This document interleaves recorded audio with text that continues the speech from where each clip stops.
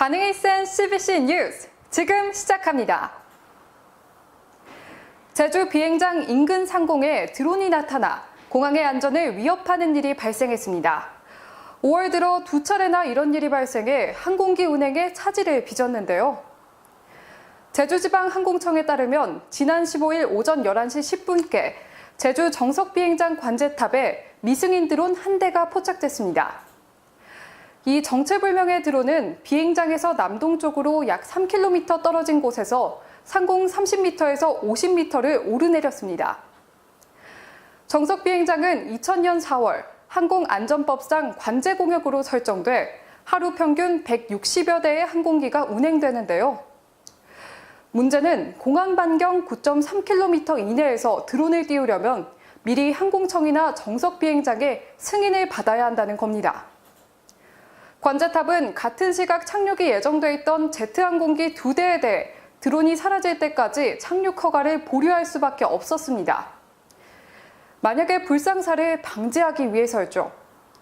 결국 해당 드론은 20여 분 동안 상공을 맴돌다 사라졌는데요. 지난 9일에도 허가를 받지 않은 드론 여러 대가 비행장 주변 상공에 나타나는 일이 있었습니다. 이 드론은 규정 고도인 150m를 한참 넘어 약 300m 상공까지 올라 2시간 정도를 머물렀습니다. 그리고 이로 인해 항공기 운행에 차질이 발생했는데요. 비슷한 고도로 비행 중이던 4대의 프로펠러 경비행기와 2대의 제트항공기는 드론을 피해 공중에서 채공 비행을 하거나 즉시 착륙해야 했었죠. 한편 지난해 12월 영국 런던 게트윅 공항의 활주로에 정체불명의 드론이 나타났다는 제보가 접수됐는데요. 크리스마스를 앞두고 사흘간 1000편의 항공편이 취소되거나 연기됐고 14만여 명의 승객이 공항에 발이 묶인 사례가 있었고요. 올해엔 영국 히스로 공항, 미국 뉴요크 리버티 국제공항 등 세계 여러 공항에서도 드론 때문에 항공기 운항에 차질이 생겼습니다. 국내에서 항공기 운행이 가장 많은 편인 제주국제공항도 상황은 마찬가지인데요. 제주지방항공청에 따르면 2015년부터 2018년까지 제주에서 불법 드론 비행으로 과태료 처분을 받은 건수는 모두 13건입니다. 지난 3월 불법 드론이 제주공항 주변에서 적발된 것을 비롯해 1년 사이에 약 7차례의 무허가 드론 비행 사례가 있었는데요. 모두 제한구역에서 허가를 받지 않고 비행을 한 거죠. 4차 산업혁명의 핵심 중 하나인 드론이 공항의 안전을 위협하게 된 역설적인 상황. 하지만 아직도 대책은 여러모로 미흡하기만 합니다. 사안이 심각해지자 국토교통부는 공항 인근에서 허가 없이 드론을 날리다 적발되면 과태료 100만 원을 내야 하는 내용의 항공안전법 시행령 일부를 개정하기로 했습니다. 현재 관제구역에서 미승인 드론을 날릴 경우 1차 위반 과태료는 20만 원이지만 개정 시행령에서 1차 과태료를 100만 원으로 올렸고요. 2차 위반 과태료는 150만 원, 3차 이상은 200만 원이 될 예정입니다. 또 주요 시설에선 방해 전파를 보내 드론이 들어올 수 없도록 조치하고 있다고 하는데요. 하지만 일부 드론은 기계를 조작하면 전파 방해를 받지 않고 언제 어디서든 띄울 수도 있다고 합니다. 인천공항공사에서는 올해 22억 원의 예산을 들여 안티드론 시스템을 구축하고 있고 한국공항공사는 약 3억 5천만 원을 들여 드론 테러 방지를 위해 노력하고 있습니다. 그러나 제주국제공항에는 아직 그런 시스템이 도입되지 않고 있습니다. 한 관계자는 드론이 폭넓게 보급된 시기에 언제라도 불법 드론이 항공기 안전운항을 위협할 수 있는 도구로 떠올랐다며 영국과 독일 사례처럼 활주로 폐쇄라는 최악의 상황이 생기지 않을 거라고 장담할 수 없다고 언급했습니다. 또 드론을 구매할 때부터 철저히 예방 교육을 해야 사고를 미연에 방지할 수 있을 것이라고 말했는데요. 다음 뉴스입니다. 서울시로부터 안전하다고 인증받은 어린이집에서 아동학대 신고가 접수됐습니다. 지난해에도 비슷한 신고가 있었던 만큼 교사의 자질을 제대로 검증했는지 지적이 잇따르고 있는데요. 경찰에 따르면 서울 중랑구 소재 어린이집에서 보육교사가 3세 아동을 학대했다는 신고가 접수돼 경찰이 수사에 나섰습니다.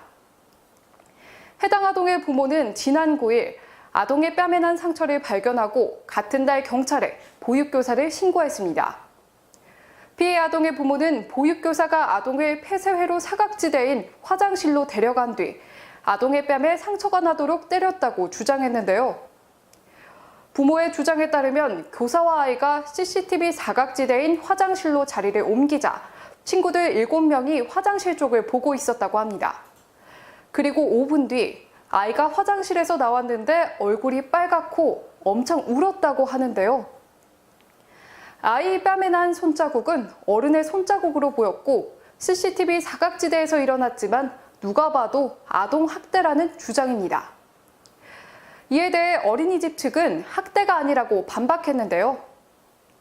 한편 서울시가 인증한 어린이집의 아동 학대 의혹은 이번만이 아닙니다. 지난해 5월에도 양천구의 한 어린이집에서 아동 학대 신고가 접수됐습니다.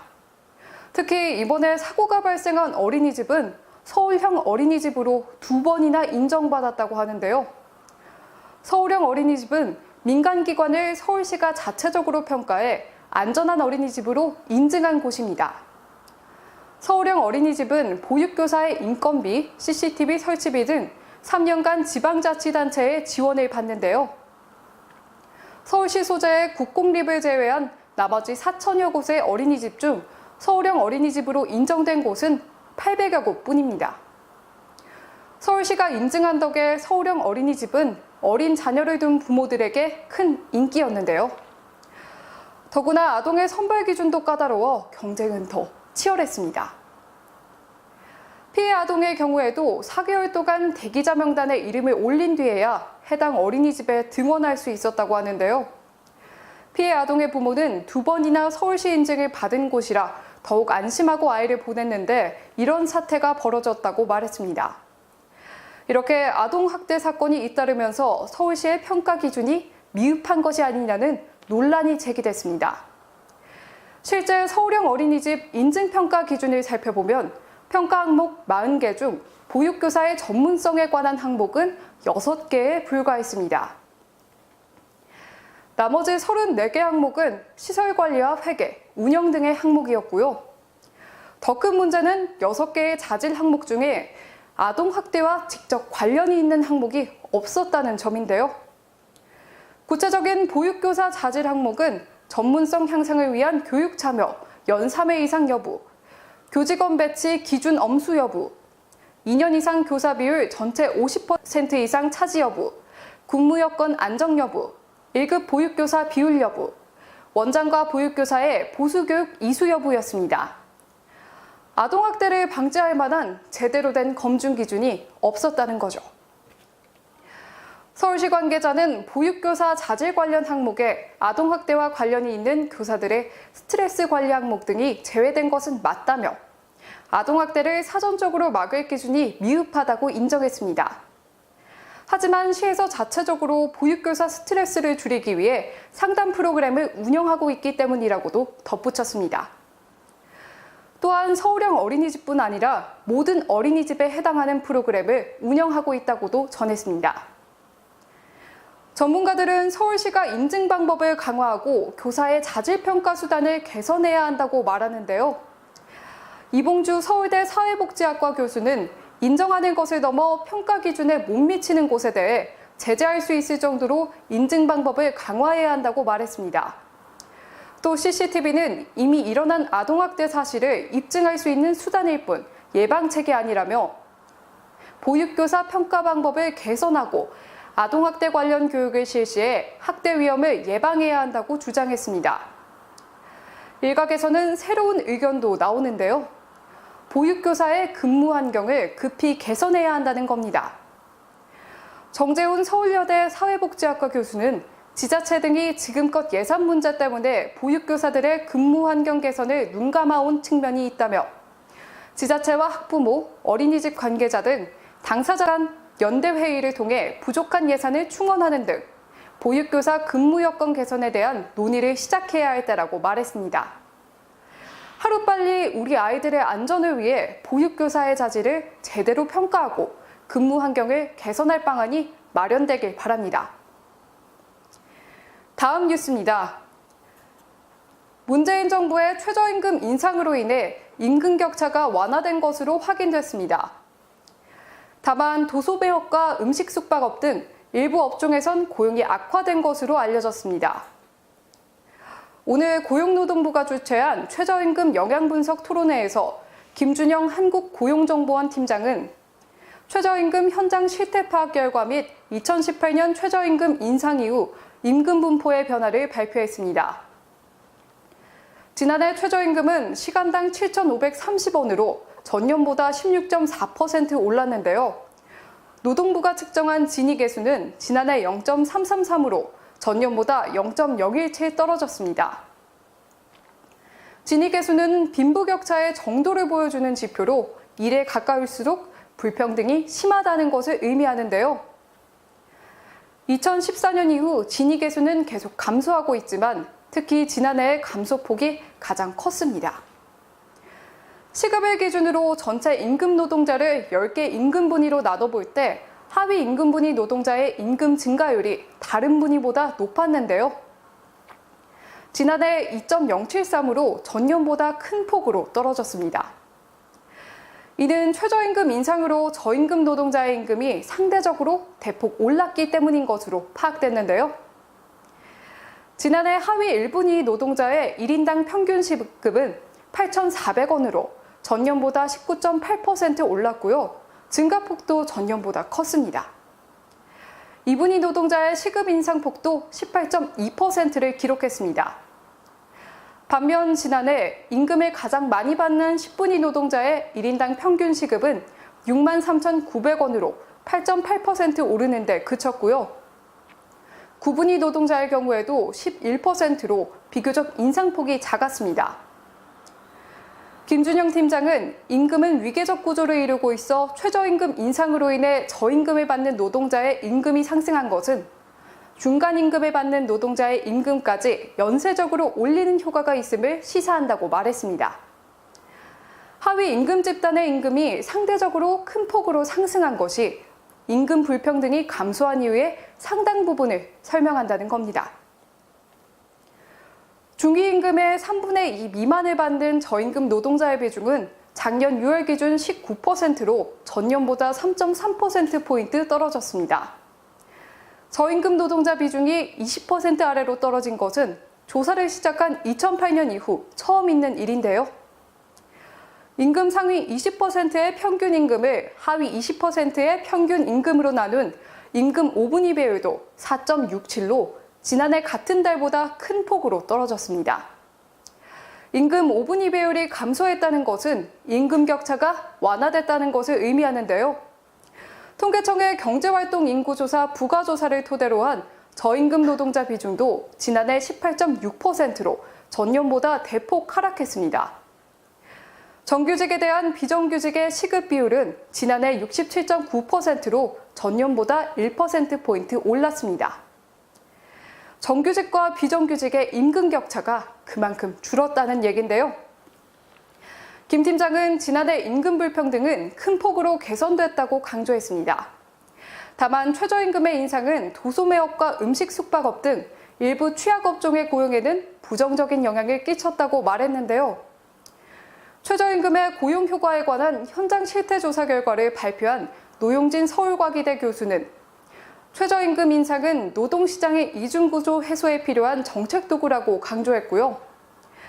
일부 취약업종 자영업자를 포함한 영세업체의 인건비 부담에 대해서는 본사에서 이 부분을 공유해야 한다고 말했습니다.